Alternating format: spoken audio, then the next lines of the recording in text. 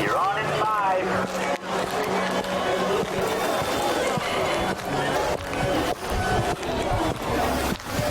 1, 2. Check a 1, 2.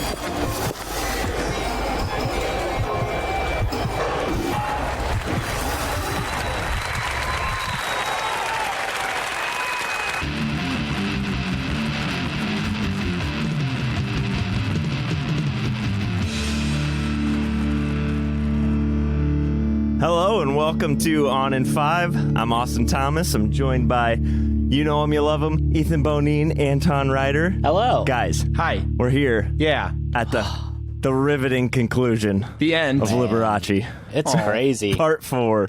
That is... All the cards are going to be laid on the table tonight. It's been a long walk. It's always so long. crazy getting to the end of these 4-part series or even like 3-part. No matter what it is, it's just like so much work goes into it. But then at the end, it's like, that was amazing. That was so much fun. Yeah, like so not ready for it to be you done. don't even realize how much fun it was. And so Don't leave. again, I said it in the Shania series, and I'll say it now. It's gonna be fun going on to the next one, but man, it's gonna be sad leaving this one behind because I didn't know how much I truly enjoyed Liberace until we started this series. Yeah. It's great. That's how it's gone week after week. Just start a new artist and don't realize how much you could like them. It's just the most amazing thing in the world. Yeah, so I'd say, why don't we go ahead and just get started and dive right into the nuts and bolts of it. God, that sounds so good to me. So when we last left Liberace, he just lost his father, Sam, and his mother, Frances. He was hurt by the losses of his parents, more so his mother, but he was a bit relieved as well, as he was now free from her judgmental eyes and her critical ways. And the kleptomania that she had as well. She's free of that. I suppose. I don't think that was really like a big thing in her life, but I suppose. No, yeah, I think that probably brought more joy to everyone involved than anything because it's such a fun story. Yeah, I think the cop had the No one most can fun. really falter. Yeah, so Frances loved to watch her son play and loved to be a part of the act as well. And she loved to relish in his success. But she didn't approve of his lifestyle, whether she knew he was gay or she just didn't like all the, as she called them, hillbillies hanging around his house. I wouldn't be a little bit surprised if she didn't ask why more girls didn't sleep over. Just doesn't like him. Can't talk I to don't him know, easy. Mom. Take it easy, Mom. relatable, Mom. Regardless, though, Liberace no longer had to worry about hiding himself in his own home, and he made sure not to. This resolution may not apply to all aspects of life. No. His entire staff saw the goings-on in Lee's personal life and never spoke a word about it. In the movie Behind the Candelabra, Lee said, quote, People only see what they want to see. I don't know if I can do it right now. that was pretty good. That was pretty It good. was good. That's pretty good, yeah. Yeah, whether that is a real quote from Liberace or not, the fact was true. And it's not in the book. So I think that might have been old Mikey Douglas doing what he does best, taking some creative license. Hey, he's having fun with it. He has a lot of fun with it. He had a great time with it. I was watching Ant-Man over the last weekend, and it's got Michael Douglas in it, and I found out he does not have to work very hard to find the Liberace voice. I was surprised. Very close to home. Yeah. No, yep. Pretty natural. I was very surprised. I think I was trying to do Douglas doing Liberace. That's territory I can't get into. That's expert. That's Oscar layers. worthy if Layers you can pull on that off. layers. Yeah. That's why it fell so flat. Oh, come on, Mike. Yeah, no, he could be himself at home and feel totally comfortable doing so. He looked real comfortable in the movie in the confines of his home, especially when you saw his bare head. Highly comfortable. Yeah. And that's where you should be most comfortable, is in your own home. Because if you can't be comfortable there, where can you be comfortable? That's so true. It's true. Home is where the heart is, too. That's right, yep. That's where the warmest toilet seat is. But I do have to back up here a little bit. as at the end of the last episode, we worked our way up to 1980 when Frances passed away. But the truth is that one of the main characters of this story came into the picture 4 years prior to this. We're talking a major third act plot twist here. This story takes a hard left into like an erotic thriller in the later years of Lee's life. Oh yeah, it's wild. Yeah. When we wrote it this way, I just wanted to keep the quote unquote professional track of Liberace's life on one episode and then start the more personal side of things on the next episode. I think we did a pretty stand-up job of keeping him straight the way he kept himself straight in public. Yeah, Tony did a stand-up job. Yeah, Tony did. Yes, Tony. We all did. Come on, it's a team effort. While there isn't a ton of overlap between the two narratively, between his personal and his private life, I wanted to make sure that distinction was clear, and then I wanted to explain our reasoning. Tony, these people know us. They know that we have rock-solid timelines and delivery, okay? Trust me, buddy. Anybody that was listening and screaming at their phone that he met Scott before Frances died, they knew in the back of their mind that it was just part of the plan. Oh, part of the plan. Yeah, gotta know. Yeah. Master plan, yeah. Trust the process. You can trust us. Yeah, trust the process. Trust us. So, jumping back to 1976, Liberace was playing at the Hilton for a payday of $300,000 a week. $1.3 million a week today. $1.3 million a week is what he was making. Sam was in failing health, and Liberace was spending time with his belongings, like his many homes, his cars, and his dogs, which is where our story truly begins. Liberace was playing a show one night when a friend of a friend bought a friend backstage to meet Liberace, which was a very common practice. Lots of friends, many friends, the best of friends, and this new friend soon to be a very close friend. Very close friend, yeah. They were roommates.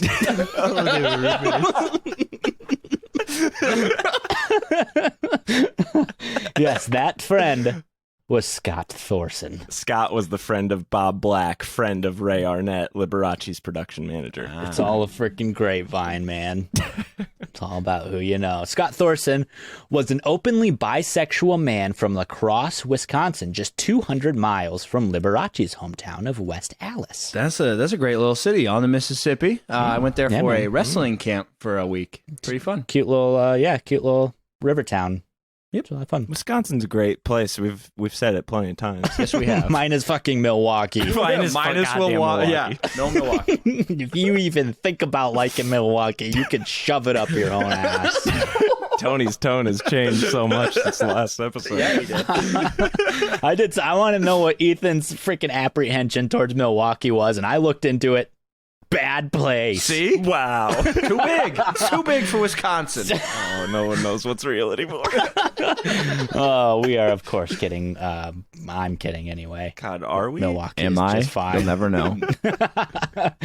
So Scott was 40 years younger than Liberace and only 17 when they met in that Las Vegas dressing room.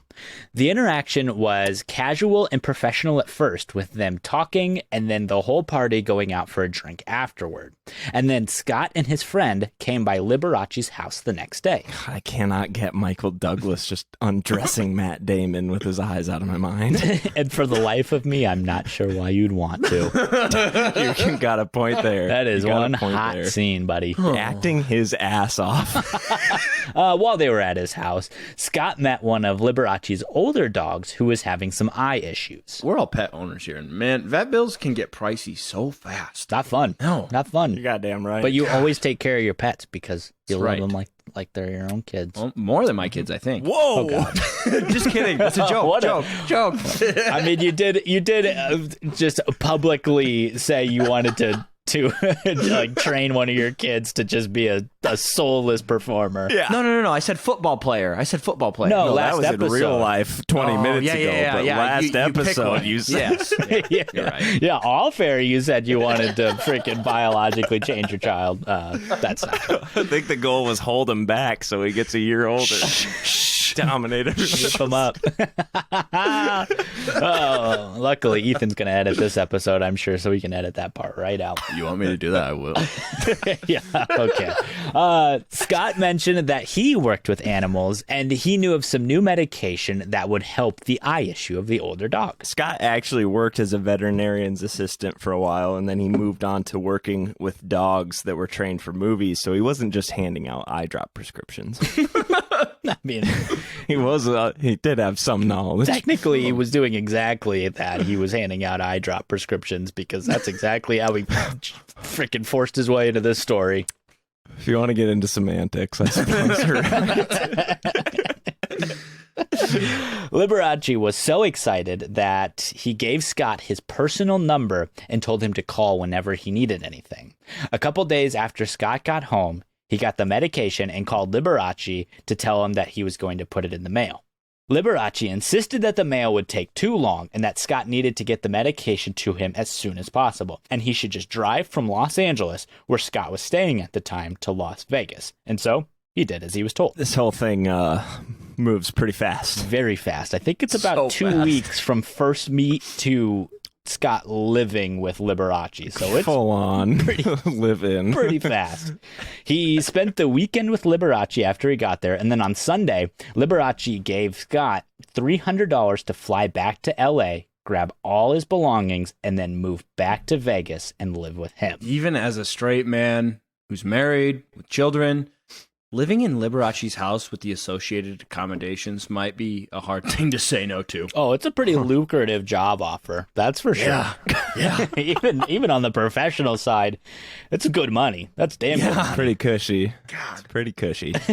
Yeah, he gave him a job as his personal attendant and dog handler, and also on the side his live-in boyfriend. You have to remember that a lot of this is all based on Scott's story. Mm-hmm. And he's not like super subtle about saying that he never would have gone for any of this if Liberace didn't live so extravagantly. But No, I know you're not saying that Scott No. didn't treat Liberace as his sugar daddy. I think the question is, did he just outright say it? I think he did. Several times. He was very comfortable with that, yes. Yeah, no, these live-in boyfriends had been happening for well over a decade at this point. It was basically just come in, live with Liberace, stay a while, do everything that Liberace wanted you to do. And then when Liberace got tired of him or they had to go back to their lives, they would usually get some kind of quote unquote severance pay, and then usually some gifts of cars or jewelries. And then the transaction of companionship and intimacy would be complete. Hush money.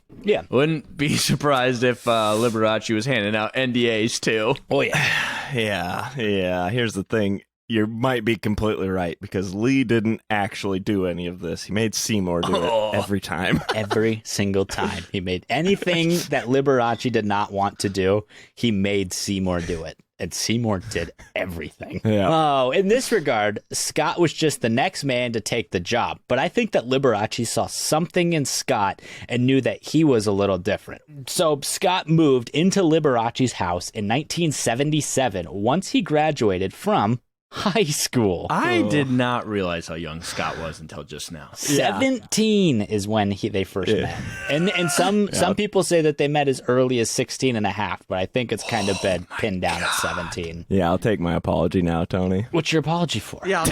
From last episode, when I was saying he seemed like a good person in most aspects of his life, and you asked if I was being homophobic, and I said, no, I was being potentially young boys phobic. Ah, cripes. Well, it took 2 weeks to get to that. So, all right. I've been waiting There for was 2 weeks where a lot of people were saying, is Austin homophobic? This Austin? I've been reading the On in 5 forums, and there's been a lot of people that said Austin canceled homophobic, ? And I've had to go on, and I've been in your defense, so... I guess I'll just keep waiting for that apology. Yes, you will. Don't think I'm about to get it. Anyway, there Liberace gave him gifts of jewelry, cars, coats, and outfits, and then, of course, money as well. And Scott went everywhere with Liberace, oftentimes dressed as well as Liberace himself. That seems like foreshadowing. It was not when I wrote it, but now it is, now that you've said it. Yes. There was Wow. there was plenty of mink and furs and diamonds and rhinestones, all of Liberace's favorites. The public story was that Scott was his assistant and his driver, but Liberace just liked the companionship, and I honestly think he liked thinking that he was pulling the wool over everyone's eyes. I think the ultimate joke is being that it was legally obligated. Yeah, because he couldn't say anything. yeah.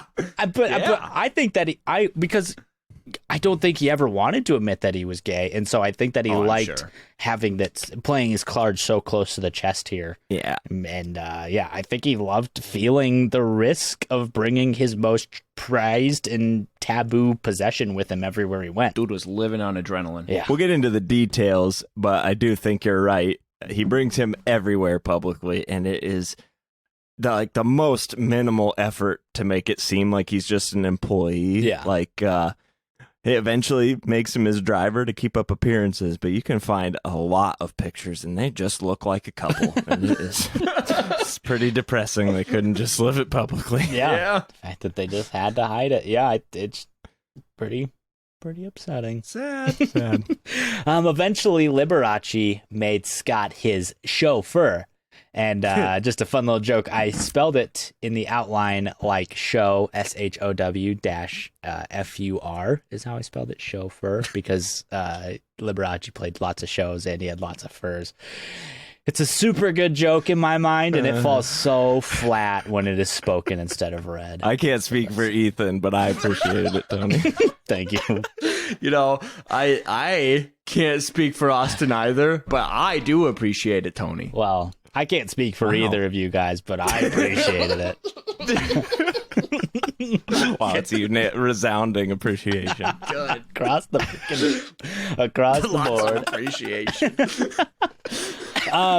Yeah, so when he was Liberace's chauffeur, he bought Scott an expensive suit to wear as he went out on tour with him, and then he drove his Rolls Royce on and off stage during the show. I decided to look up the cost of a 1977 Rolls Royce now, like a used one to buy, and I still can't afford it because they still sell for $33,000.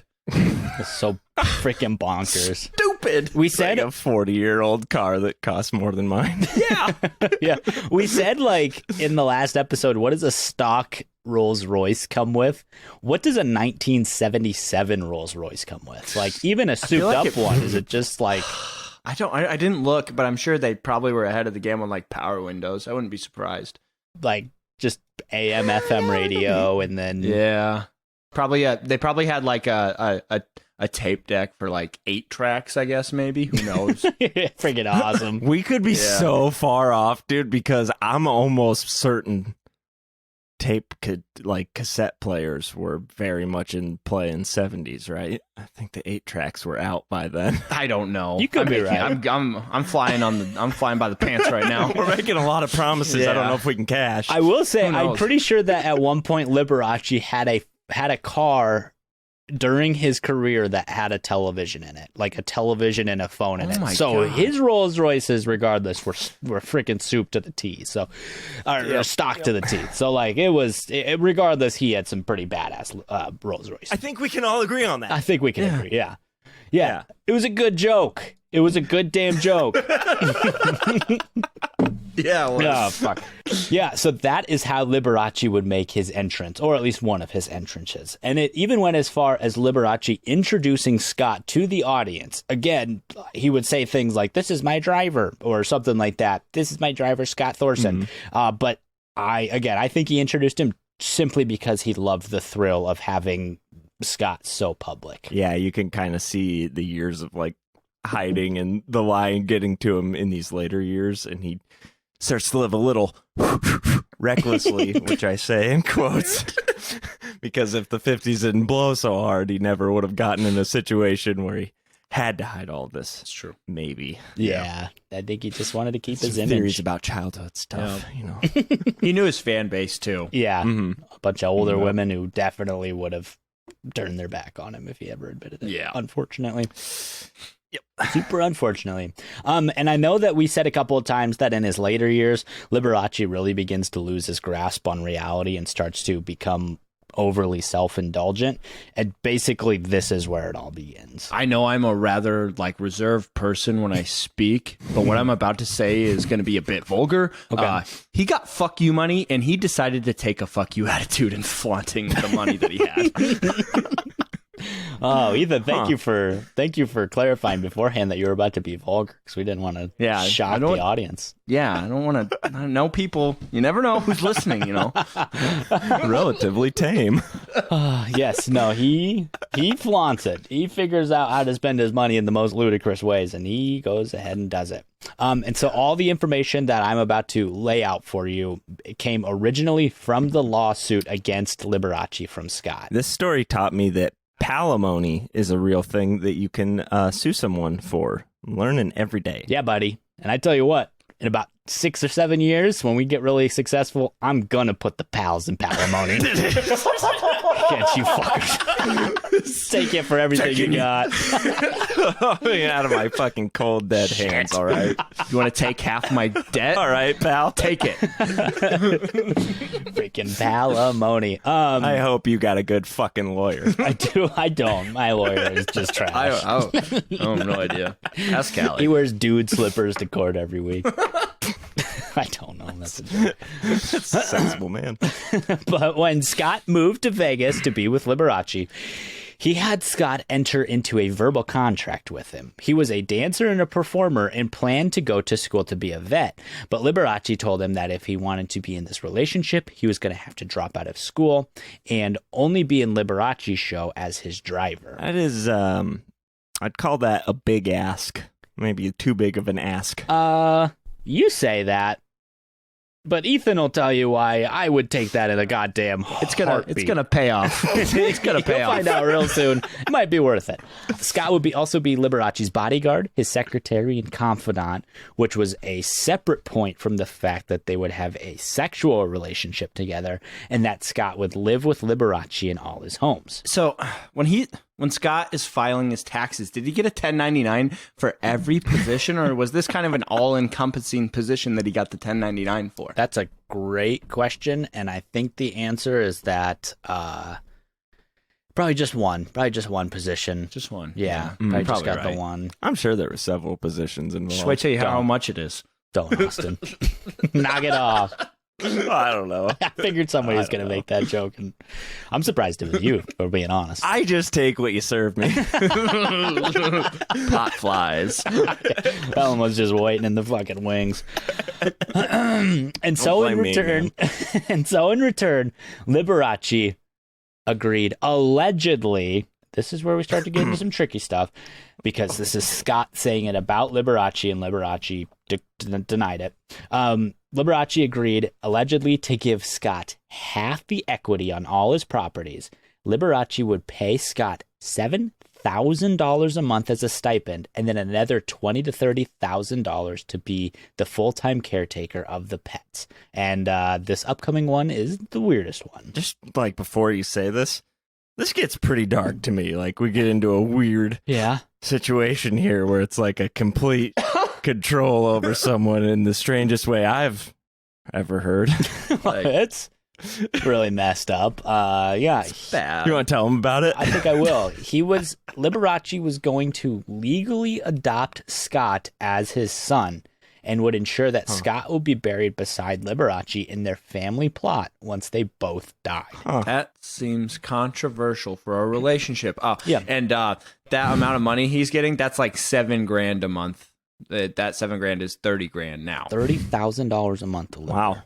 Yeah. Just to live there and drive a car and take care of pets. And just to put that into perspective, Scott was with Liberace for 6 years. Yeah. It was $7,000 a month. So that's a lot of money. God It's weird how like little it ends up being for him. Well, Not enough. you'll find out Doesn't really last exactly what happened because it all goes straight up his nose. Guys, he didn't invest any money in the stock market. Yeah, I can't believe that he didn't buy into Apple freaking on the ground floor. Like On an the a-hole. ground. I can't believe that. Oh man. Yeah, no. So Scott had like a weird upbringing where he didn't necessarily like he didn't live with his parents. I don't know what happened to him, but It he is a sad upbringing. yeah, His mom was not mentally well, and they got like the kids got taken away from her. Oh, okay. And so they lived with put like into a foster care. foster home or a foster family for quite a while. So he like was not he didn't have parents for real, like legal parents. And so Liberace was going to legally adopt him, make him his son/boyfriend. And then weirder still, this is where Liberace takes a bit of a turn. He paid a plastic surgeon to try and change Scott's face to look like a younger version of Liberace. I was so disappointed when we were watching the movie and I didn't see a plastic surgeon hitting massive rails of cocaine while performing plastic surgery. I was hoping it was going to happen and it just didn't happen. Absolutely seemed like it should have been in there. Yeah. Oh, we were all disappointed, buddy. Trust me. This is not Ethan fantasizing either, because it's an actual story from Scott. Yeah. And it explains why eventually you see Liberace's face become what I'd call a little nightmarish. A little ghoulish, yeah. Yeah. He was getting some work done, and the surgeon was taking shots of vodka and blowing lines while doing the operation. And he fucked Liberace's eyes up to the point where he could never completely close them afterwards. Like, Yeah. he even had to sleep with them partially open because they just couldn't close. But we did at least get to see Rob Lowe looking like a character out of Escape from L.A. Oh, dude, Rob Lowe looks so good in that movie. It's scary. Looks like horrifying. a nightmare. Yeah, it looks so scary. Yeah. If you look up the real version, what I don't remember his name, Jack Stars. Jack Stars is a good-looking, fine-looking guy. They really did a weird number on Rob Lowe, but I guess Jack Stars is not here to argue that they shouldn't make him look like that. Yeah, it's funny because I was looking into him, and I'll tell you a little more about him in a bit, but he has not had any surgery other than to get a cleft in his chin. Yep. Wow. Yeah, it looks like a normal guy. Cleft chin. Very cleft chin. It's great. Huh. And yeah, this character also lives the California dream and dies a California death. So It is depressing. so And I'll tell you all about it when we get to the time. why wouldn't we? We're on in 5. We are about as thorough as they get. It's all about disclosure. Fault. That's it. It's just disclosure. It seemed like Liberace's ultimate goal was to have a son/boy toy that looked like a younger version of himself. Liberace was always pretty self-assurant and slightly egotistical, but this took it to literal deranged levels. This seems to me to like tap into some weird like narcissistic fantasy Oh yeah. of his, but Oh, I know I it's could look like, past it. It's like American Psycho, where he's like, where Yeah. fuck it, he's banging himself and like looking in the mirror, Yes. like looking at himself Looking in while the he has mirror. sex. Yeah, Yes. Flexing. it's there. Yeah, Yep.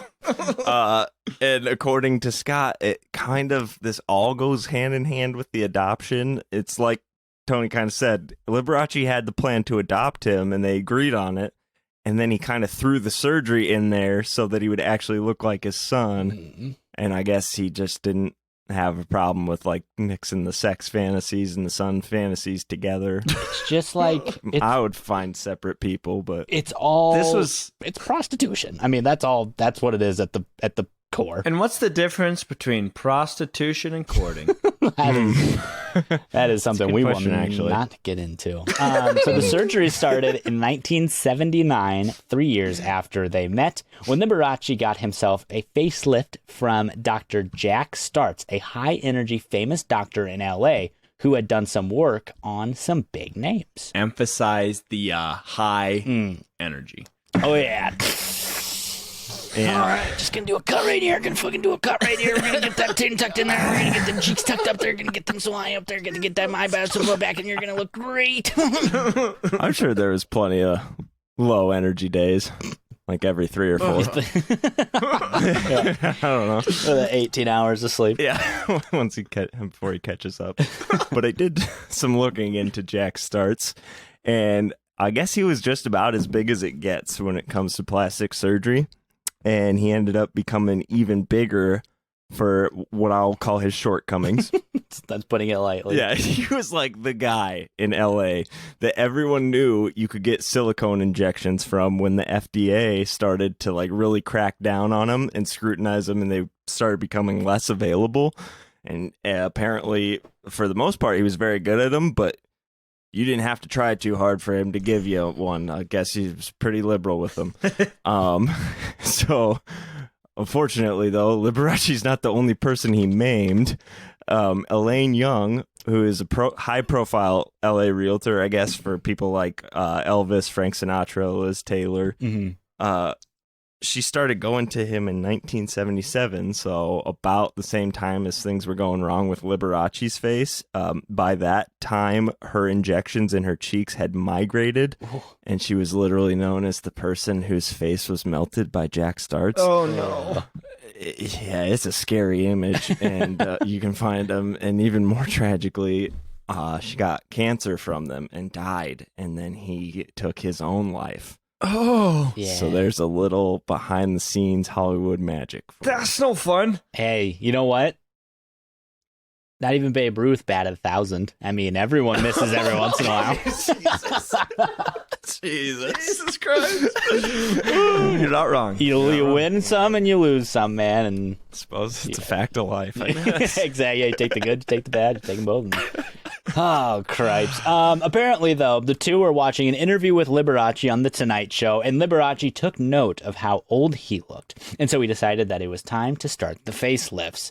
And so one of his hairdressers got him in touch with Jack. I think we should call him High Jack from here on out. I like Jack's High. Yeah, or Jack's High. That's fine. Yeah. Huh. But I'm in on Oh, that. like the poker game card. You get it, play. buddy. Yeah, Jack's High. Yeah. And also the Poker statement. game card hand. Yeah. Nice. Liberace got his facelift and then rented out an apartment across the street so that nobody would see him until he was fully healed, because he wanted no one to know that he had any work done. And so then he just hid out in a apartment for a couple weeks, and then once the bandages came off, he went back out in public. And so when they were talking about Liberace's surgery, he laid out what he wanted done to Scott. He brought out a painting of himself and basically said that he wanted Scott to look like this. I think that this is where I think Scott Thorson is different than every other person, because Scott Thorson like naturally looked slightly like Liberace when he was younger. He had the same hairstyle. He kind of had the same facial structure. They just had to tweak it a little bit. So I think that basically Liberace was looking for the mold that he needed to then fine tune into young Liberace. Wow. Are you saying you think this has been like a lifelong quest? And like, All I'm saying Scott is was this like- beer is so good. wow. Oh my God. I finally found the perfect one. Oh my God. Dear Journal. Angelic music. Like a light shines down. Wow. Oh my God. Oh, got him in that freaking dressing room right then and there in Vegas. Whole new perspective. And so over the next year or so, Scott received a nose job, a new chin, which he specifically requested a cleft in his own chin so that he could, because that's what he wanted. Sexy. Which I think Liberace didn't necessarily love, because Liberace did not have a cleft chin. And then he got raised cheekbones. Added a little butt crack you could wipe while he was blowing his nose. Oh my God. That's just good old fun Iowa Falls humor. Yeah, it is. Oh, we are so happy to bring the audience back home with us. Full circle. Let him meet our parents. Oh God. And so when he was done, he really did look disturbingly like a young Liberace. Jack also put Scott on what he called the California diet when he began gaining weight. All right, we are going to cut the episode here. So email us what you think the California diet is, and we'll reconvene in 2 weeks with your answers. And if you answered with it being a mixture of healthy food and adequate exercise and restful sleep, You, of course, would be wrong. It was a mixture of cocaine, amphetamines, and quaaludes. Drugs, just good old fashioned drugs. Just make their heart race so much that they just have to lose weight, otherwise they will die. That's essentially what they went with. Oh, and quaaludes, that's a downer. So you keep them up and then you keep them down, and then you keep them up and then you keep them down. You gotta sleep, yeah. Well, that's what I said. I mean, it's healthy sleep, yeah, adequate sleep. Yeah.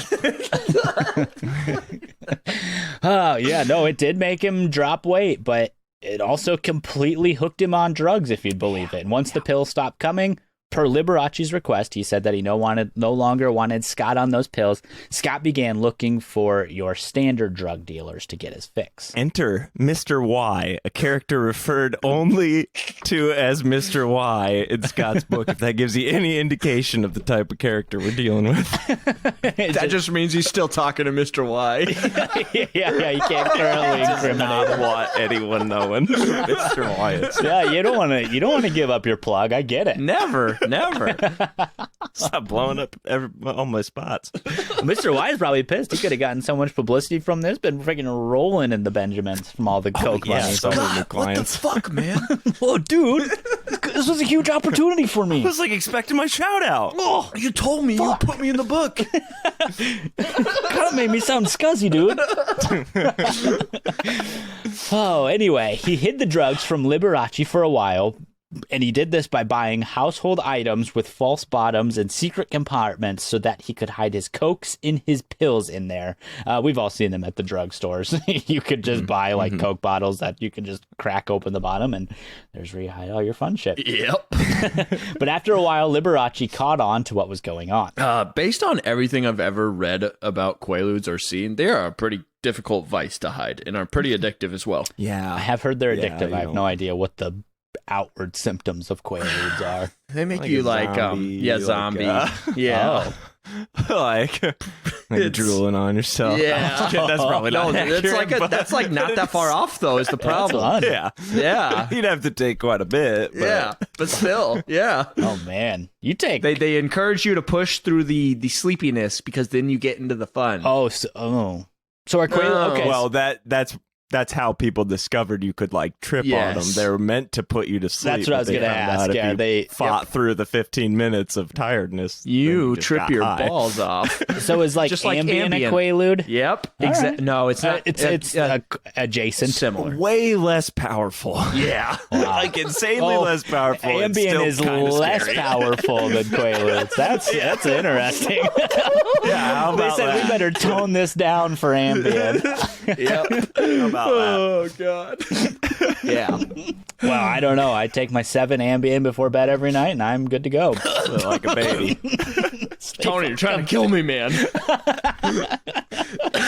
Oh, goodness. Scott was beginning to have some real issues with growing paranoia, and at one point, he even called the police saying that someone was trying to kill him, and the situation ended with a helicopter circling the Liberace home. Surprisingly, this story did not make it into Scott's book, though there is another equally insane story involving some thugs and Scott that we'll get into in, I don't know, like a paragraph if I had to guess.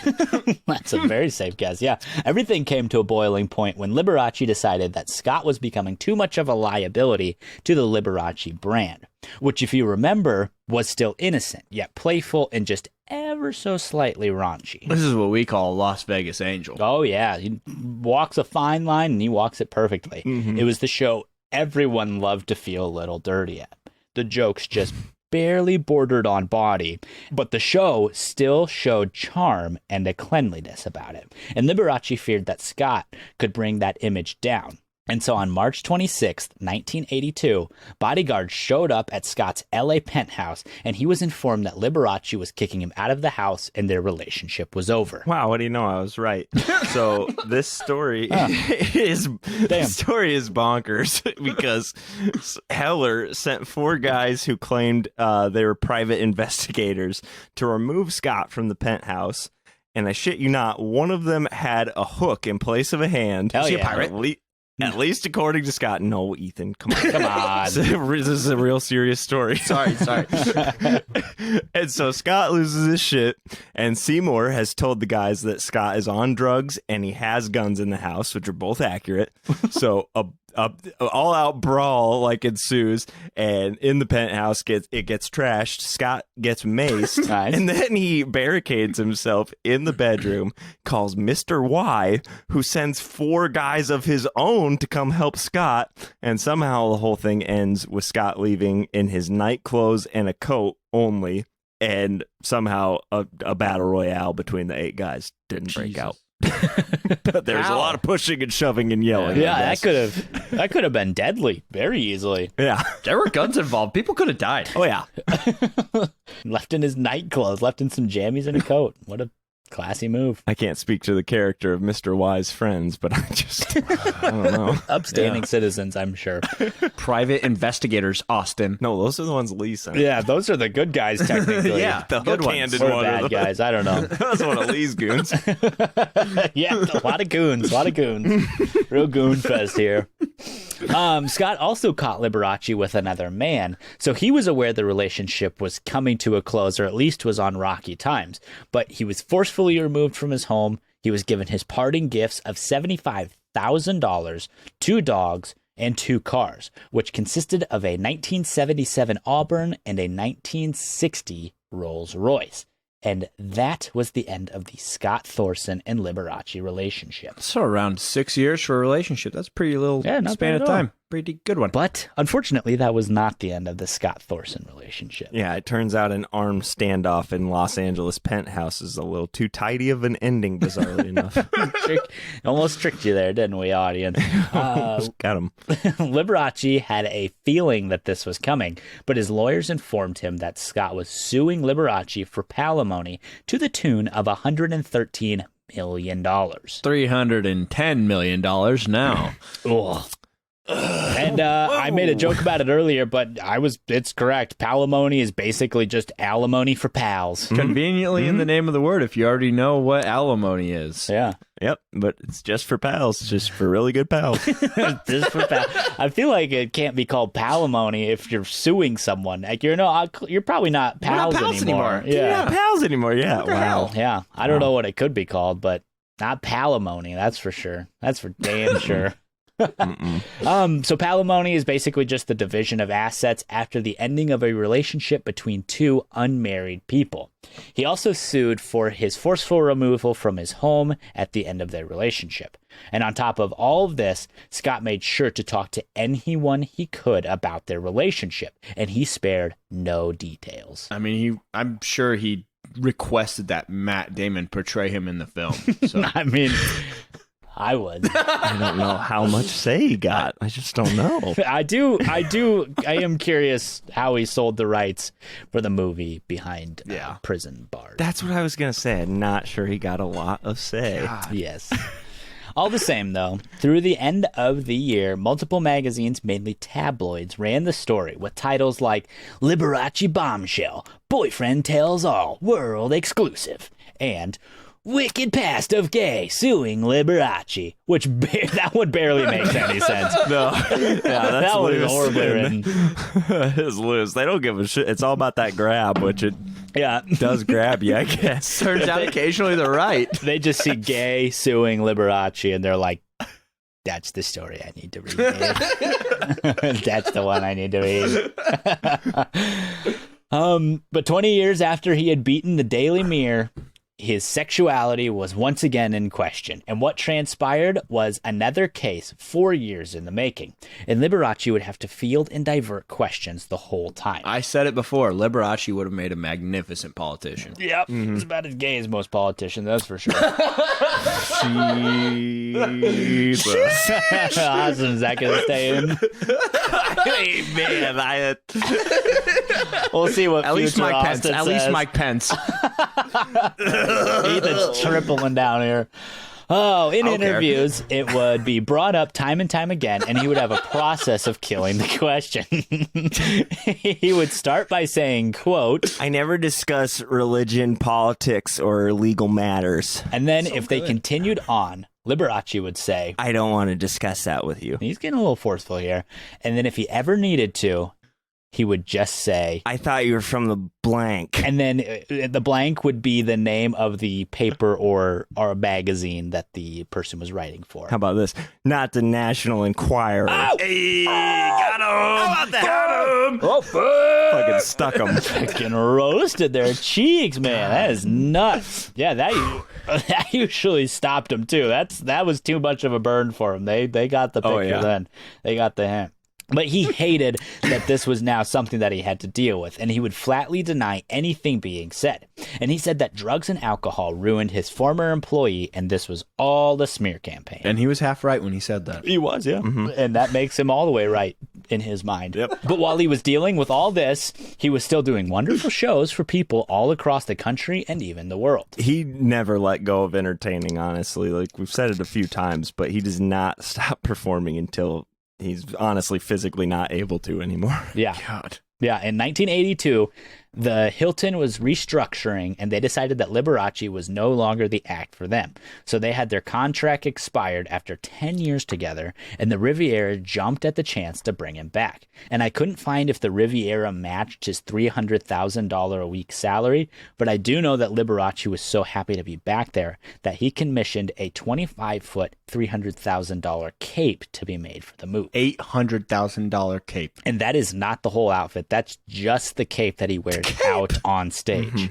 It was made entirely from virgin white fox pelts, which was one of the many heights of the show. How did the people know that the foxes are virgins? I think Liberace had a joke about it, and I think he said something like, he 100% had a joke about it. yeah, it was something When he like, wore it, he would be like, you know what that's made out of? And people would touch it, and he'd be like, virgin fox. Oh, you recognize it. It takes one to know one, I guess. freaking gets him. On the chopping block. Good.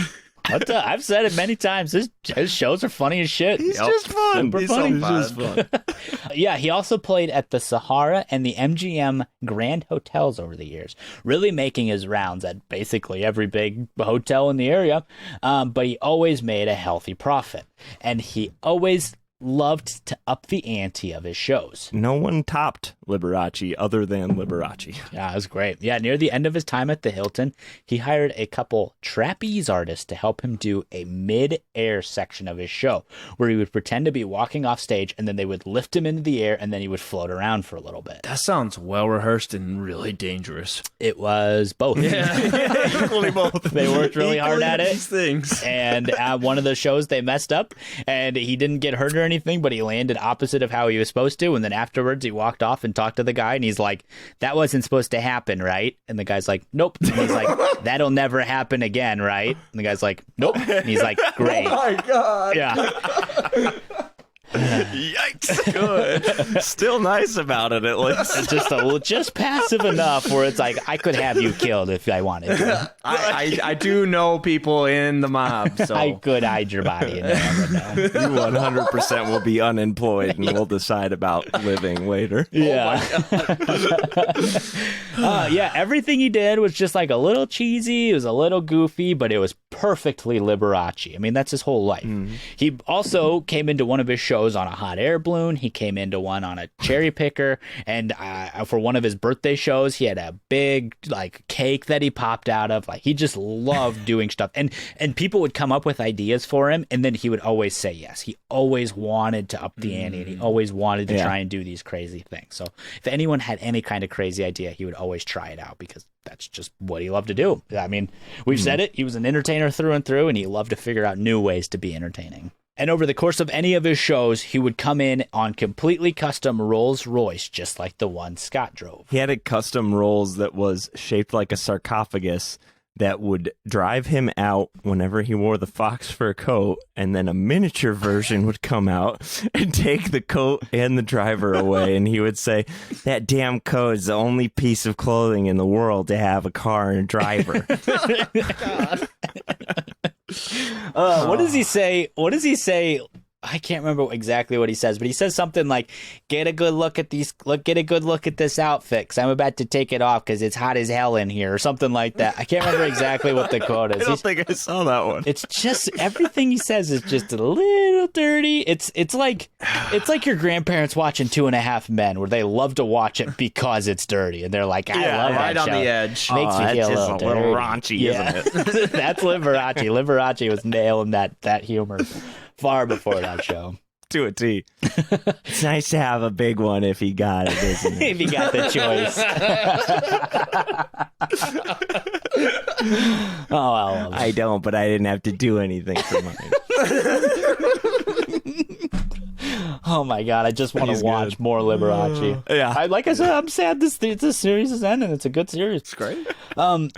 He also opened up his own restaurant called the Tivoli Gardens. There's a little factoid for you. Apparently, also an amusement park in Copenhagen, Denmark, since 1843. The Tivoli Gardens? Yeah, same name. That is a fun fact. Huh. Yep. That is a fun thing. Yeah, it was a restaurant. This was not a mid 19th century amusement park in Denmark. No. This was a Las Vegas restaurant, and it sat right next to the museum that he had opened up years prior. Now, I have stuff to add to the story, but as I think about what Ethan just said, what's an amusement park look like in 1843? I think it's just merry-go-rounds. But it's like a merry-go-round, just run by like little orphan kids getting paid 10 nickels to just like spin it like Spin Yeah, it as you remember fast like and hard as you they remember can, like yeah. the Viking rowboats? Imagine that, but with orphans and Yeah.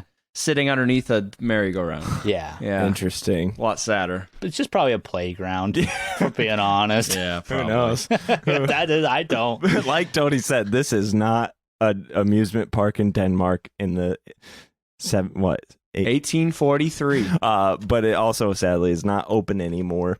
But all the staff claimed that it was actually haunted by Lee himself, and there have been credible paranormal investigations done there. Oh, great. So We all know how well What are you those trying to go. say, Austin? Trying to say that when you don't find anything, it doesn't sell, so you have to make stuff up? Is that what you're trying to say? I'm sure the Travel Channel has covered it extensively on their Ghost Adventure oh yeah, show. oh yeah, Oh, yeah. I think you'd be right. Oh, anyway, the restaurant had many different styles throughout its many rooms, including an all-mirrored piano bar and the Orchid Room, which he dedicated to Francis. In his later years, as he was in his 60s at this point, he began to feel really comfortable with himself. I said in the last episode that he was able to make jokes with himself and the Daily Mirror case of the 50s, but now he was going so far as to say his shows bordered on drag with some of the outfits, which continued to consist of the big flowing capes, furs, and rhinestones.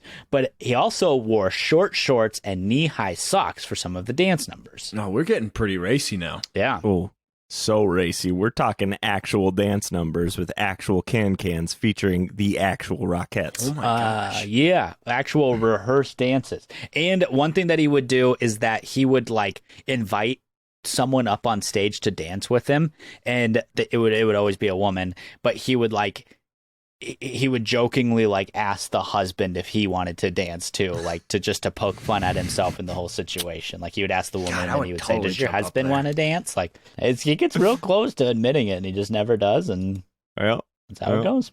But of course, he always made sure to add that his shows were family friendly. And in the more private world, he was getting more open too. He admitted to watching porn both by himself and with his friends. And he talked about his sex life, but in no specifics, i.e. no specifics about which partners he was being intimate with, just that he had one. He even went as far at one point to say in an interview for a book, quote, a healthy sex life keeps you young and vital, and it should be frequent. I don't mean 3 times a day, but frequent. Some of these sports managers tell their players no sex before the night of a game. That's all bullshit. It's healthy to get your rocks off in a passionate way. Well, a lot of people have hang-ups sexually, and I feel sorry for them. God. that's true. It's true. It's true enough. Yeah, this was apparently for a book that was called The First Time, and honestly, for the life of me, I could not find it.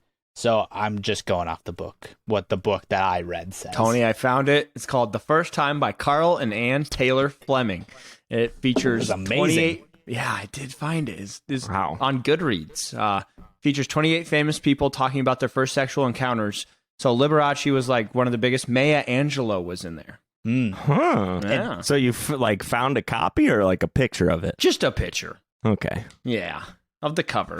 All right. I mean, I believe if we found that much, it's good enough for me. That's it. It does exist. I'm comfortable real. washing my hands of this whole thing and moving on. It's good enough for me. Yeah. So with Liberace's show doing what it did, and with the Scott Thorson case being put on hold for the time being, Liberace set his sights on a new and impressive goal: Radio City Music Hall in New York. He had seen it since he had first moved out to New Jersey and played at the Persian Room 40 years earlier. And I will remind you that at that point, he was so excited to be making a whopping $900 a week. Chump change. That's Yes. chump change now. Yes, if you remember, now he's making $300,000 a week. So, yep, a little different. But Radio City Music Hall was like the place in New York. That was the pinnacle where you could play. Yeah, this was like a major lifelong goal for him. And according to the accounts of a certain someone, once it was in his grasp, nothing and no one else mattered. Oh. What are you getting at here? Yeah, Austin. Only the other person we've been talking about the whole episode. Was Scott a little burnt? Francis. No, no. No, not Mom. But I thought Mom was dead. They were roommates. Oh, it's so good. Oh, I God love damn that it. fucking 10-year-old song. It's a good one. Yeah. Yeah, he had conquered Madison Square Garden, he had conquered the Chicago Theater and the Beacon, and the only place left was the granddaddy of them all, Radio City. He hadn't been in New York City for almost 20 years at that point. If you remember, the last time we spoke about it is when he had to cancel shows due to the low turnout. Seymour was actually super worried about him going back and then going to the very top, because if he failed at this, it could be career suicide. I believe the sentiment was something along the lines of Liberace's act being a hit with quote-unquote unsophisticated crowds like in Las Vegas, but maybe not so much with the classy people of New York. Oh, classy broads. Really nice, great people. Yeah, I people. suppose I could see that, but I mean, millions of people in New York, they're definitely going to find 30,000 people a night to want to see this show. And guess what? They did. They do it. They do it time and time again. Totally. Time. Yeah, so Seymour was worried that if Liberace couldn't do this, it would be all over for him. Booking Radio City and then flopping would be a permanent shit stain on the diamond-studded underwear that was Liberace's career. Oh, you know that they were the softest silk too. Oh. Like, thread counts I could only dream of. You got my brain doing somersaults trying to grasp soft silk underwear that's also diamond studded. Liberace wore it, and he wore it well. Comfortably. Yeah, he rocked and rolled in him. It sounds painful, but I don't know much. So Radio City actually approached Liberace in 1980, but he and Seymour said no for quite some time. But then in 1983, when he had some free time, they decided to pursue the venue. Liberace and his team had plenty of talks with the venue trying to hash things out, and eventually came to the agreement for 10 shows in 1984. And so in late 1983, he headed back to New York to begin the promotional events for the show. Oh, yeah, and Scott basically said Liberace finally trying to make this really happen was his idea because Liberace adding the Rockettes to his show was also his idea. Who's to say? Who is to say? Who would know? That seems like a grab. I think it's Scott's place to say because he's the only witness left. So it's just the only testimony we have to go off of. That's crazy how that works. So promotional events for this show or this little residency at Radio City included appearing on Entertainment Tonight, The Late Show with David Letterman, per Paul Schaefer's request, who was the piano playing guy, wore glasses, he was bald, he was the producer, he was wonderful little side character. Paul Schaefer's a wonderful guy. And during one of his times with David Letterman, he actually got to sit and talk with Bob Dylan, as well as do a cameo on Saturday Night Live of himself, who had imitated him many times in the past. The sketch is actually really funny if you have the time to watch it. It's got Martin Short in it. I can't remember. He's playing Joe David, maybe? And Okay. Billy Crystal. No, I got that wrong. Billy Crystal's playing Joe David, or David. Yeah, Joe David. It's real fun. You want to watch? Whoa! All right. That's it. That You pulled the e-brake on that one. sentence had a lot of build, and then it stopped. Oh, there's also a what's the thing with the guy with the hand up the butt of the puppet? What's A that? ventriloquist. Yeah, a ventriloquist is in it as well, who's really, really good. Makes Liberace I uncomfortable. think you're talking about prostate exam, right? Uh, sometimes. Usually Wow. you're... Wait, no, you're Yeah. not asleep for that. That's a... Man, Yeah. I don't know if I can vouch for everything Ethan just said, but if you find it, let us know and follow it up with Vincent Price's Halloween special from 2013, where Fred Armisen plays Liberace, because it's a flawless performance. I do love every time somebody plays Liberace and tries to imitate him, the thing they go for is just the hands flying as they play the piano. Just like, Just, yeah, insanely. Yeah. that's like the thing they reach for, and it's wonderful. Is that He is him animated? being in heaven? Is that one? No, that's another guy. Okay. Yeah, I can't remember the other guy's name, but he's a pretty popular guy on Saturday Night Live as well. And for people who couldn't see me, because this is a podcast, so nobody could see me outside Ethan and Austin, I threw my hands all over the place dramatically. It's very classic. Really dramatically, yeah. Yeah, quite dramatically. You can picture it. Chin height. So there are also some publications written about him, but some weren't so nice, including the New York Times, who refused to even cover the story for quite a while.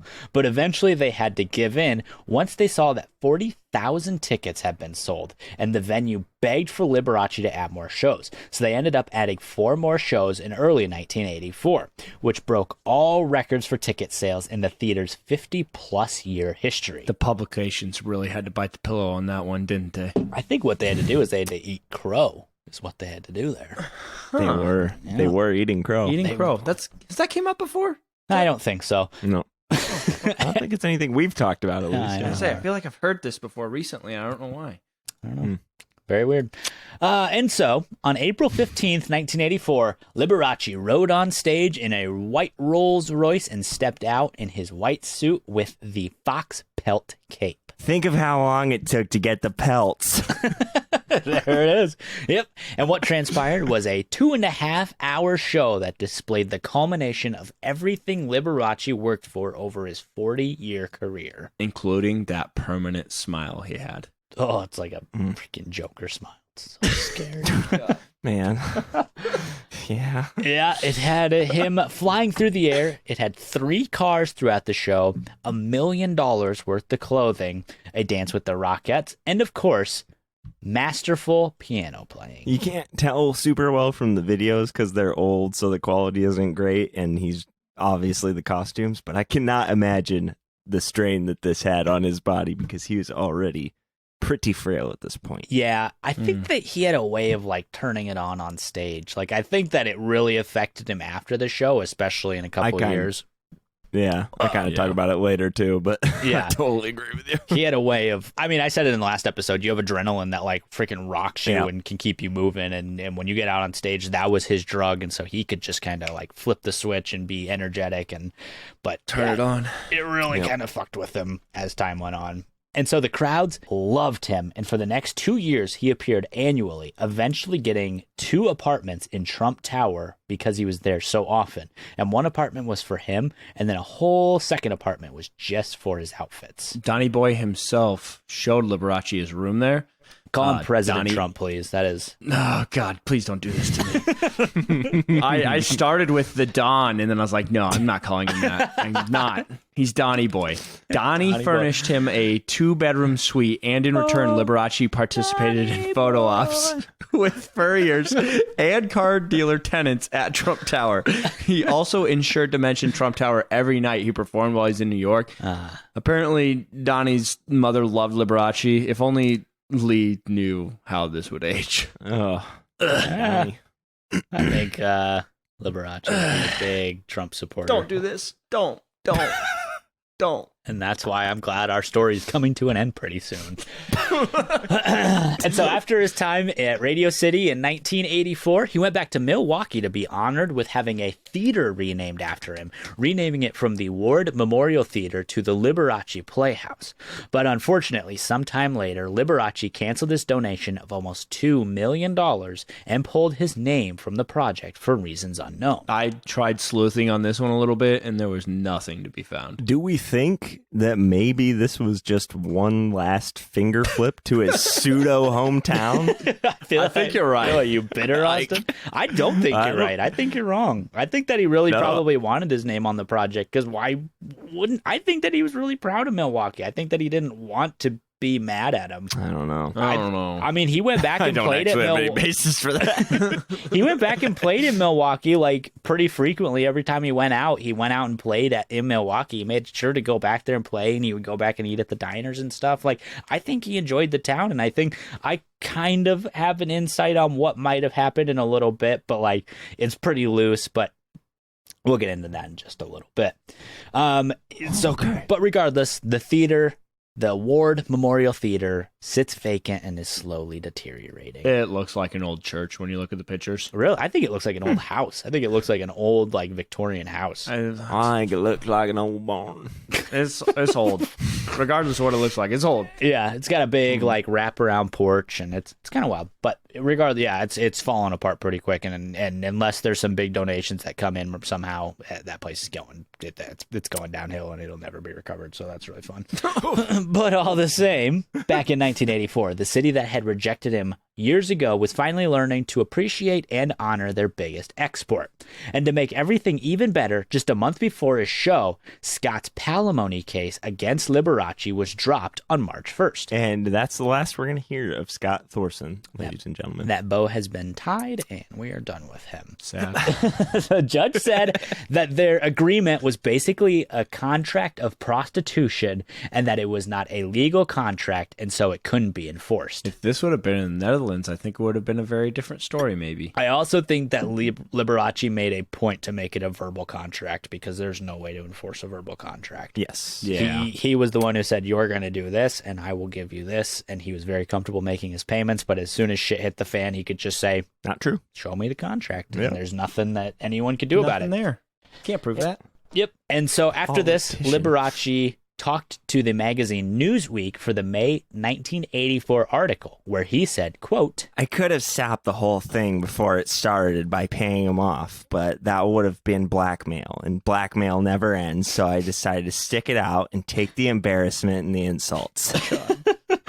and apparently that was enough to allow Scott to sue again. This time for libel against both Newsweek and Liberace, saying the fact that Liberace had said that Scott was blackmailing him was tarnishing to his image. Lee getting a little bit of his own medicine. Just a libel. Yeah, he's feeling what it's like. Yeah. This carried on through the end of 1986 when Liberace decided to settle, giving Scott $95,000 to drop the charges and just let it end. Not a whole lot of inflation here, but $229,000 now. I mean, that's still quite a bit. Yeah. A little over double. And I think that this makes sense because before he was not willing to settle, because if he settled, it would admit that he was gay. But now he could settle because this was just a simple libel suit where it's just about blackmail. So he had, I don't think he had much concern settling here. Yeah, I don't think that sounds like that much money for someone suing Liberace, but that someone had some big problems and owed some big money to some big people, and every bit counts. Oh, no. Every little bit counts. Scott's going for the GoFundMe just by suing Liberace until he gets the money he needs. And that's fine. Whatever he can get into these other people's pockets, just buy him a little time.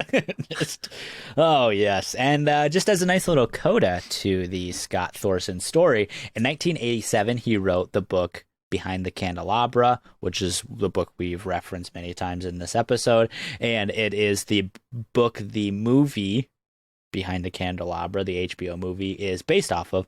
But more importantly, in 1989, he was the key witness to a quadruple murder that put a high-ranking gangster behind bars, and so he had to enter the witness protection program. And in 1990, he was shot 5 times by drug dealers in his hotel room in Miami, and in 2008, he was sentenced to 4 years in prison for drug and burglary charges. Yeah, a great deal of the accounts in Scott's book aren't really believable, but these are super true. All very true. These happened. 100% And verified. to top it off, I think in 2012, he was diagnosed with cancer. In 2014, he failed a drug test and was sentenced to 8 to 20 years in prison, where he is today with an estimated release date of August 2022. Things are going to be a little brighter for Scott next year. Yeah, it'll be good. Yeah. And that's it for Scott Thorson. That is Bye. it, truly, this time. Sorry I deceived you. Yes, that is it. So back in 1985, things were getting a little rough for Liberace. Age was beginning to catch up with him, which increased the amount of plastic surgeries, which over time really wore on Liberace's face. Austin said that Jack Starks messed up Liberace's face, which he did, but over time, just the amount of plastic surgeries he was getting, like, ruined his face in itself. It eventually got to the point where it almost looked like he was wearing a mask of his own face. And I think that this, as long as a bunch of other things, made him a much more private person. Yeah. It's a permanent smile. He slept with a smile on no matter what. And those eyes open. But not only that, like I was looking into some of this, the silicone that they would use back in the day. The assistant of Dr. Starts, who was like involved with him for a while, she said he would go to a hardware paint store, buy silicone, sterilize it, and use that, and it literally solidifies like cement under your skin once it sets. So that's just like, God. eventually with age, that's why that lady's face looks. It's gonna settle. Yeah. It's gonna fall Yeah, down. it's just Gravity's just gonna pull it down your face. Yeah, if it's not attaching to anything, then Yeah, it's just free floating in your skin. Oh my God. Why? I think that I think that him kind of getting older, getting more frail, kind of not looking so good anymore, like the Scott Thorson thing, I think all of it is what caused him to pull out of the theater in Milwaukee, just because his image wasn't so great at this time. He didn't want to appear in public. He just wanted to basically be private more than he had ever been. And then on top of all that, on March 9th, 1985, George Liberace died from leukemia and heart disease, which hit Liberace very hard. Now his whole family was gone, minus his sister Angie. God, that's so sad. Apparently, Liberace and Milton Berle were pretty good friends. Like, they performed a lot of things together, so they were very well acquainted. And we've mentioned Milton Berle before because he was the uncle of Marshall Berle, who helped Van Halen. He was one of their managers. Yeah. And Milton Berle's a very, very famous comedian. All ties in. Yeah. And so he went to see Liberace at the Riviera, and he went into the dressing room, and he saw George sitting in the corner, and I guess he looked over and he was kind of like, "Oh, nice to see you, George. Don't get up," kind of sarcastically. And then he making a little joke. Yeah, but then he walked over to talk to him, and he saw George was sweating and looked yellow, and his nails were turning blue. So he Jesus Christ. excused himself and called an ambulance and said George was having a heart attack, and the ambulance came and saved his life. But then he was diagnosed with leukemia and heart disease, and he died shortly after that. R.I.P. Yeah, he was just actively man. having a heart attack when Milton walked in, and Jesus. luckily Milton fucking kind of got it and saved his life he prolonged his life for a little while. Yeah, I don't know if saved is the word. Yeah. Extended. Yeah. But yes, through all this, Liberace had to press on professionally because he was still a hot commodity, and he could wear enough makeup and a nice enough wig, as it was pointed out that Lee was bald by this point. He could do all this to almost cover up his wrinkles and surgery mishaps and the sadness he was feeling. It's never really hidden. It never is. No, hard to hide those eyes. Hard to hide those sad eyes in the later years. But he loved getting on stage because performing was truly cathartic for Liberace. I bet that the nights that he didn't perform were absolutely restless for him. Yeah, I think that he's like a lot of rock stars in that sense, where the nights where he wasn't performing, it was like a rough night for him, and where they did drugs and they got crazy and everything, he just just struggled to just be at home, and if he would, like, nights he spent alone, I'm sure were really tough. I think that he always loved company around, and he had another boy toy by this point, but like, it's just tough for him. He loved being on stage. That was where he was most at home. Sad. He forgot about all of his problems when he was on stage, and that was just like, he just loved going on stage and being adored for 2 hours. That was his favorite nights, is the nights that he got to do that. So he was still playing at Radio City, and he added on the engagement of playing at Caesar's Palace in Vegas in September, leaving the Riviera again to do so, with a price tag of $400,000 a week, and another offer coming in at $600,000 for 2 nights in Dallas. So again, last episode when we said 300,000 a week was the high point, we were again wrong. Very wrong. Good God. Yeah, the Dallas engagement was just a 2-night, like a 2-off engagement, but the Caesar's Palace had a contract of 400,000, and we promise you that is the highest amount he makes. It's God damn. it's guaranteed at this point. I would be careful with that word.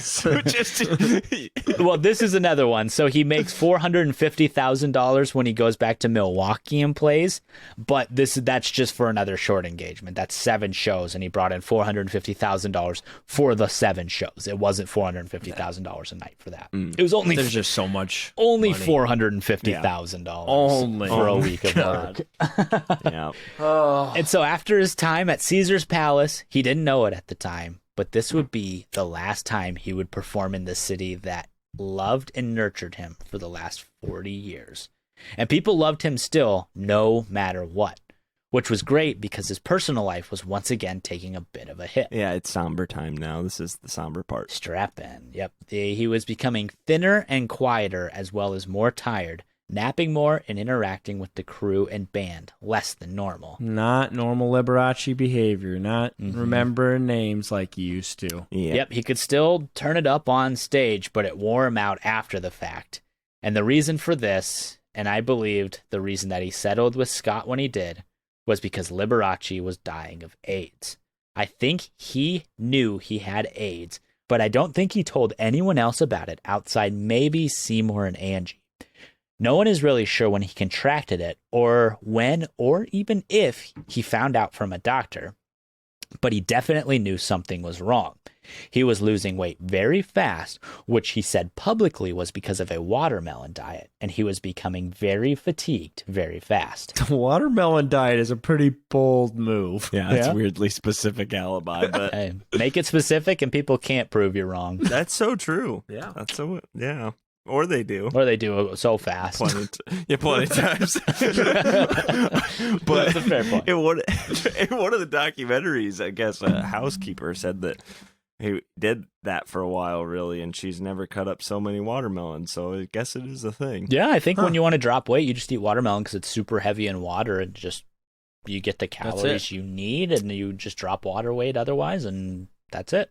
And so yeah, you just Do you know it takes more calories to eat a piece of celery than you get from the celery? Thank you, Austin. you serious? Yeah, Yeah, it's true. Amazing. that's true. It's amazing. Amazing.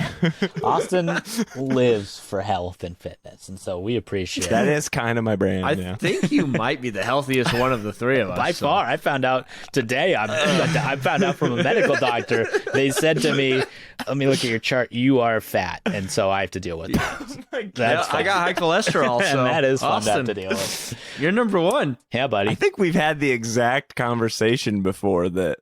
No, that was that hardy isn't always healthy. I was going to say Yeah. that thin isn't always healthy. but- Well, now I'm medically fat. I'm not just like aesthetically fat. I know now. So I'm not Things fat. have My changed. blood is fat. there we go. I am Oh. fat. I am fat. Anyway. You look just great. Liberace was not fat. He was very thin, not because of a watermelon diet, though. On November 3rd, 1986, he wrapped up his final show at Radio City, having sold out the venue 56 times and playing to over 300,000 people there. It was a dream come true for him. They actually asked him to come back the next year at the after party, but he didn't respond to the question, as I think he knew there wouldn't be a next year. Yeah, this show went so well, but kind of like we were talking about before, the way people close to him talked about it, he was so ill that like getting out on the stage was difficult, and he was like having a hard time standing beforehand. But as soon as it started, like he just willed himself to amaze, and he put everything he had left into it. It's so crazy. It's like amazing. Like, I don't think he would go out afterwards, and I think after this final performance, he like found the strength to do the after party. Even like that was like tough for him, was to do the after party, but he managed to do it. And so at the end of November, he went on the Oprah Winfrey Show to be interviewed, where he was the high energy, charismatic, quirky self, but physically it was clear that something was wrong. When you can find it on YouTube if you'd like to watch it. But at the beginning, I watched probably the first 5 or 10 minutes, and at the beginning, he's standing and talking to the crowd, and you can watch him. His hand is posted up on the piano, and he'll take it off for a moment to like do some hand gestures, and then it immediately goes back to the piano because he's obviously resting on it. Oh, he's like using it as a bit of a crutch, yeah. It's a really good interview, but you can tell he's trying so hard to hide it. It's very sad. Yeah. It's like obvious how different he looks. Like usually, you know, he has the high cheekbones, and he's kind of got like he's not like a big guy by any means, but he has like that round like cherub barrel face, chested, and cherub face. That is far different in this last interview. Yeah, it's called The Last Interview, Skinny. and you can find it on YouTube, and it's pretty sad just to see how he's still there, but like it's not the same guy. It was obvious that he was withering away, though they made no mention of it in the interview. Oprah was pretty civil about it. And so he had his traditional Christmas party at the end of the year at the Cloisters house in Palm Springs, California, though it was slightly smaller than what people were used to. Usually he had a party all the way from Christmas to New Year's. Every night he would have a party, but this year he only had a party on Christmas. So it was very much smaller than what they were used to. And then in early 1987, he was visited by a doctor who was alarmed by his weight loss and admitted him to the hospital, where he stayed for a couple days in January before heading back home. And then in mid-January, everyone close to him got a letter that basically said he wasn't feeling very well and that he would be in touch with them soon. He just hid everything. Like, it's so depressing. Even the fact that he knew he was dying and he just wouldn't tell anyone. Mm-hmm. Like, all the documentaries kind of rang back to the idea that maybe he was prone to living this way because his mother forced all the kids to lie about everything that happened with their father their whole life, and you gotta wonder. Might not be far off. I also have another hypothesis about why he hid it from everyone, which I will get to in a little bit. Okay. Yeah.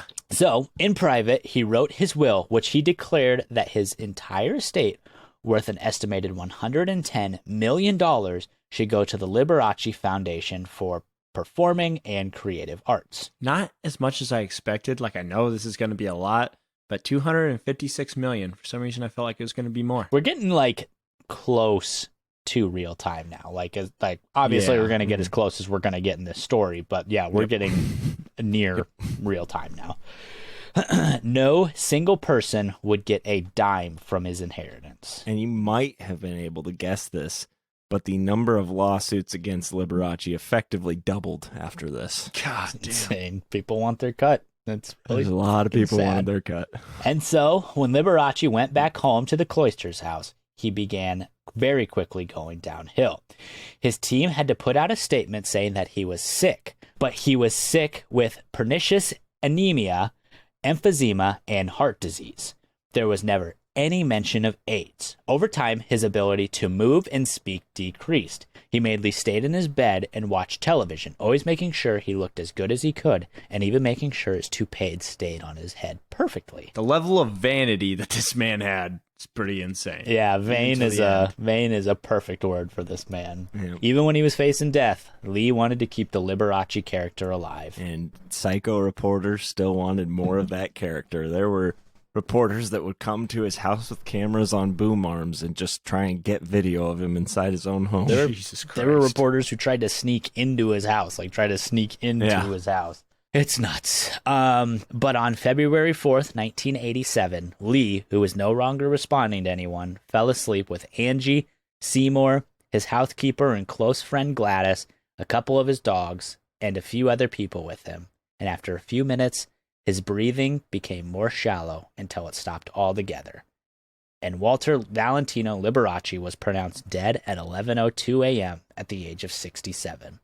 They made the announcement to reporters at around 2 that afternoon, and the news took the world by storm. His body was taken away to be examined to determine the cause of death. It was sent to Los Angeles County so it could be examined there, where they declared that Liberace had died of a degenerative brain disease complicated from emphysema. That would have been sad, too.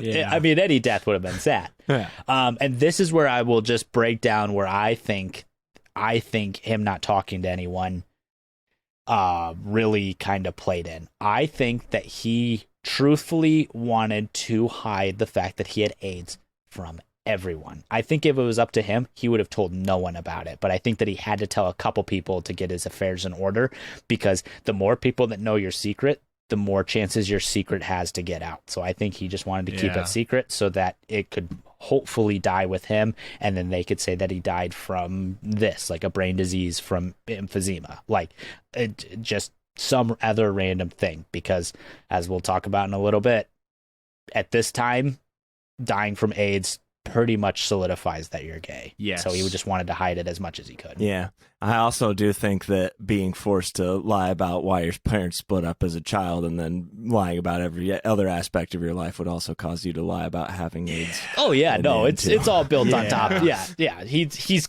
more comfortable Layers. lying than telling the Layers. truth. Yeah. How about that? Yeah, I agree. They were planning to bury the body as soon as possible, likely because this was all a move by Liberace and his team to make sure his death was categorized, as I said, how they wanted it and not how it actually was. And so that they wanted him to be buried as quickly as possible so that his body couldn't be examined by anyone that wasn't supposed to examine it.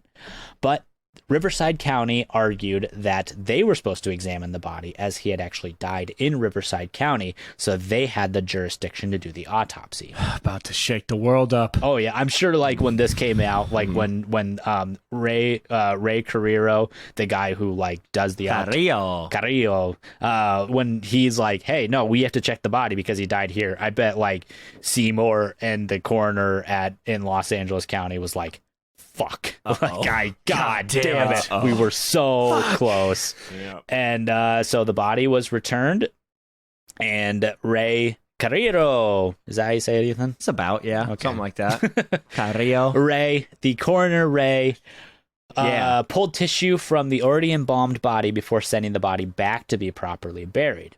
And it was Ray who discovered that Liberace had died not from emphysema or a brain condition, but he said Liberace died from, quote, an opportunistic disease caused by AIDS. Mr. Ray also said, I'm not going to try to impersonate him, but somebody along the line wanted to pull a fast one on us, which seems highly unprofessional for a coroner to say to the public. Oh, yeah. Ethan, you've seen the documentaries, okay? This guy could not be happier to have his 15 minutes in front of the camera revealing this huge scandal. Yeah. Like, I think at one point, verbatim, he said, I guess you could say I did enjoy the limelight because it made me world famous. Yep, he is honest about it. Yeah. Loved it. And anyone close. We had calls coming in every day. We had so many calls coming in. He was so excited. I'm pretty sure. To be the one to do pretty sure Seymour Heller like hates this guy because he was. Yeah. Oh yeah. Like he was like he's just a guy who wanted to get his fame and he like screwed everything up essentially. Like. Not happy. But yeah, no. It coming out that Liberace had died from an opportunistic disease caused by AIDS, which he actually died of pneumonia. So he died of pneumonia, which was a complication from AIDS, because if you know anything about AIDS, it basically makes your body immune to any disease, and so you can catch anything super easily. He caught pneumonia and died from pneumonia. That lowers your immune system. Bingo. Human immunovirus. Yes. There we go. So him dying of AIDS all but confirmed the one thing that Lee wanted to hide from the world. Although he died legally a straight man, this essentially confirmed that Lee was gay. He worked his whole life to hide the fact that he was gay, only to die from a disease which spread rampantly through the gay community.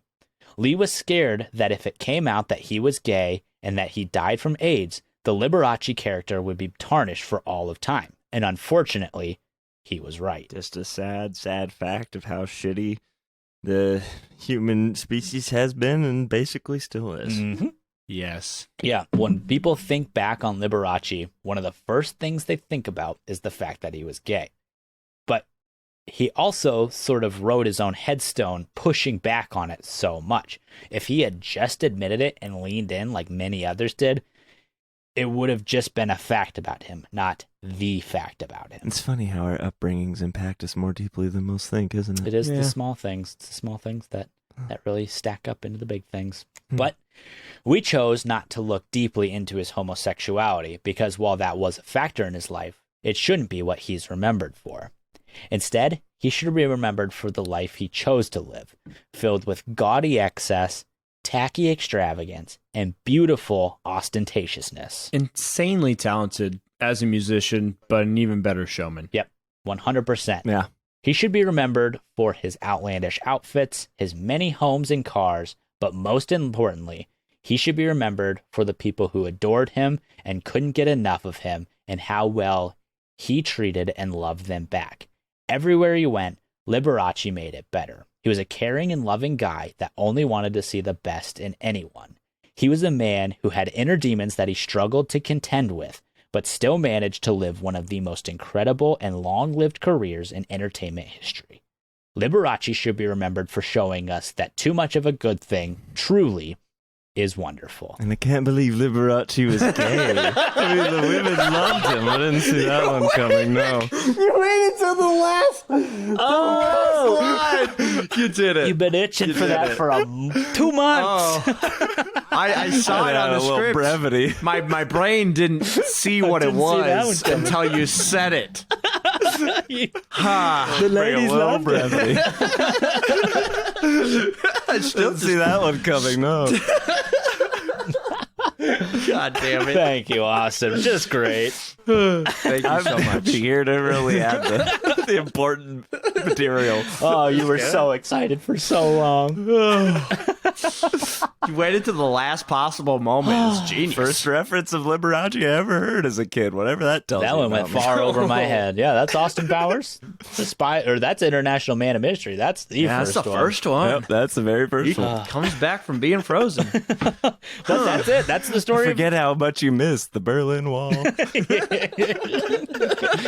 a freaking series. Oh my God. If you want to find us on social media, you know where to do that. We're on in 5 on pretty much everything. You can find us on Instagram, Twitter, Facebook, Patreon. If that interests you at all, I don't know. You could like and review us on iTunes. You could, and if you would, we would love it. Oh yeah. That helps us a lot. Just throw a star or 2 on there, or 5 would be cool, but 1 or 2, whatever you think. Throw an honest amount of stars on there is what we're looking for. Whatever you feel, yeah, honest. And hopefully it's 5. Hopefully it is. Yes. If you do that, if you send us a picture and do that, we'll give you a little thank you package, Yeah. just a little something from us, from the heart. From the heart. Let you know we care. I've wrote some letters, and I will write people letters. Ethan- The people that got them know. Ethan loves writing letters, yeah. I And I do want to say really, That's true, really yeah. quick. I took the day today and I just freaking revamped the website. So if you want to go check out our website again, we're on in 5. Do it. It looks good. It's very simple. It's much more simplified than what we had before. But when you first go to the website, there's a little thing that pops up and it says you want to subscribe to our newsletter. I'm doing a newsletter too. So I've sent one out today and I'm going to try and send one out probably every month or so, just kind of talking about what we're doing. But any new stuff that comes up on there and may have prizes or may have contests or something like that. I don't know what it's going to have, but it's going to have some fun stuff in there. So go ahead and It looks good. go to our website, we'reonat5.com, sign up for our newsletter, and just get a freaking email every once in a while from us, and it'll come straight from me, and it'll be good. If you want that. And if you get, If you want emails. yeah, if you're still into that sort of thing, so we will forcefully contact you anyway. You want an email? That's fine. You want a handwritten letter? We'll do it. So just sign up for something. Desperate for human interaction. But in the meantime, till next, we got a new artist coming for you in 2 weeks that I'm very excited about. It's a fun and one. I'm hoping to get. I'm getting these guys excited about for. So we'll see you in 2. Well, actually, we'll see you in 1 week. You know how the whole deal goes. Yeah. You're used to it. You got it. Yeah.